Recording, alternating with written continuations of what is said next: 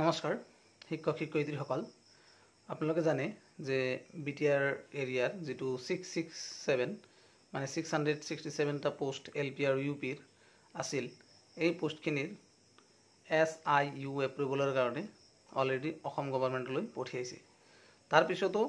এটো মানে 2023 চনত 24 চনত পঠাইছে তাৰ পিছত যেটোৰ কাৰণে এতিয়াও ৰখি আছে আৰু প্ৰমোদ বড়ো ছাৰে কৈছে আৰু 400 কিমানটা পোষ্ট ওলাব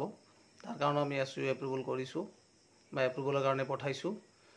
অনলাইনত সকলো যাৱতীয় তথ্য আমি পঠাইছো এতিয়া হিমন্ত বিশ্ব শৰ্মা ছাৰেও জনাইছে যে আমি অতি সোনকালে SIU এপ্ৰুভল দিম সেই পৰিপ্ৰেক্ষিতত ইমান দিন ৰখি যেটো 23 চনৰ নিযুক্তি প্ৰক্ৰিয়া আমাৰ এড্ৰেছমেন্ট ওলাইছিল হেতু নিযুক্তি প্ৰক্ৰিয়া 24 চনত দিলে 24 চনত দিয়াৰ পিছত এই পোষ্টখিনি ওলাল 667 মানে 667 এই পোষ্টখিনি এতিয়া দিয়াৰ কথা কিন্তু এতিয়ালৈকে এড্ৰেছমেন্ট দিব পৰা নাই ডেইলি আমাৰ প্ৰমোদ বড়ো ছাৰে কয় দুই এদিনতে ওলাই যাব অলপতে ওলাই যাব কথাটো এতিয়া এইখিনি পৰ্যায়ত পাইছে যে আমাৰ বিটিআৰ ইলেকশ্যন আছে 2025 চনৰ সেপ্টেম্বৰ মাহত গতিকে সেপ্টেম্বৰ মাহলৈকে বিটিআৰ চৰকাৰে এই গোটেইখিনি এপাৰ্টমেন্ট দিব লাগিব জিটিপিজিটি এলপিইউপি তাৰপিছত গ্ৰেড 3 গ্ৰেড 4 আৰু আমাৰ ভিচিডিসি চেয়াৰমেনৰ যেটো সেক্ৰেটাৰী সেই পদবিলাকৰ এপাৰ্টমেন্ট এই পৰিপ্ৰেক্ষিতত হেক কৰিব লাগিব তাৰ পিছত আমাৰ আছে ইলেকশ্যন কোড অফ কন্ডাক্ট লাগাৰ কথা আছে গতিকে এইখিনি পৰিপ্ৰেক্ষিতত যদি এতিয়া এড্ৰেছমেন্টৰ কথা কওঁ এলপিএমইৰ যেটো এড্ৰেছমেন্ট 667 এইখিনি পোষ্টই অলৰেডি মানে SIU এপ্ৰুভলৰ পৰ্যায় পাইছে মানে বিটিসি গভৰ্ণমেণ্টে যদি ইচ্ছা কৰে মত প্ৰকাশ কৰে তেতিয়া হলে অলপতে ওলাই যাব আৰু এটা কথা আপোনালোকে মনত ৰাখিব এইটো মাহতেই SIU এপ্ৰুভল প্ৰকাশ পাব আৰু এইটো মাহতেই বিজ্ঞাপন দিব জুন মাহত বহুতো ক্যান্ডিডেটে ডি আমাৰ যেটো কোকৰাঝাৰৰ ডি অফিস তালৈকে গৈছিল তাৰ পৰা খবৰ পাইছে যে এইটো মাহতে এড্ৰেছমেন্ট দিয়া হ'ব মোৰ লগৰো বহুত কেইজন আছে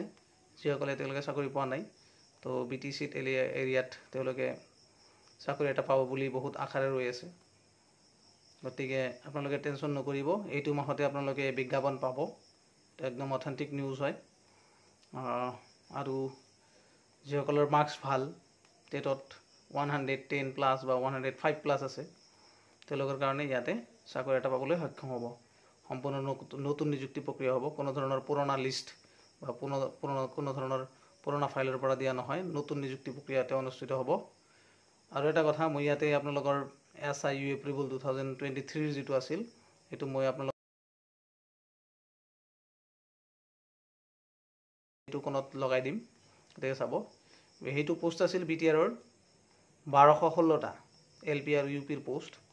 তো হেতু হিহতে দুটা ভাগত ভাগ কৰি দিছিল ফাৰ্ষ্টত দিছিল তো কোনো গম নপোৱা আকৌ লাষ্টত ফাৰ্ষ্টত মেৰিট লিষ্ট হিচাপে দিছিল তাৰ পিছত আৰু এটা লিষ্ট ওলাইছিল হিহতে বলে তাৰ পৰা ভেৰিফিকেশন কৰি মাতিছে যিয়ে নহক হেখিনি পোষ্ট এতিয়া দিয়া হল 1216 পোষ্ট এলপি আৰু ইউপিৰ আছিল SIU এপ্ৰুভলৰ মই কেনেকে লিষ্টটো আহে যেতিয়া SIU এপ্ৰুভলৰ লিষ্টটো আহিব তেতিয়া আপোনালোকে গম পাই যাব যে SIU এপ্ৰুভলৰ লিষ্ট আহিছে নোটিফিকেশন আকাৰে প্ৰকাশ পায় আৰু এতিয়া 667 যেটো পোষ্ট আছে এটো এলপি আৰু ইউপিৰ আছে এইটো মাহতে ওলাব এটো আপোনালোকে অলপ সময় ধৈৰ্য ধৰক যেহেতু কি আজি তাৰিখ হৈ গল 11 10 তাৰিখ ৰাতিয়ে হল তো আজি 10 তাৰিখ গতিকে আপোনালোকে এই 20 দিনৰ ভিতৰত এডভাৰটাইজমেন্ট পাই যাব 667 পোষ্টৰ তাৰ পিছত জিটিপি আহিব ধন্যবাদ এইখিনি আজিৰ আপডেট নমস্কাৰ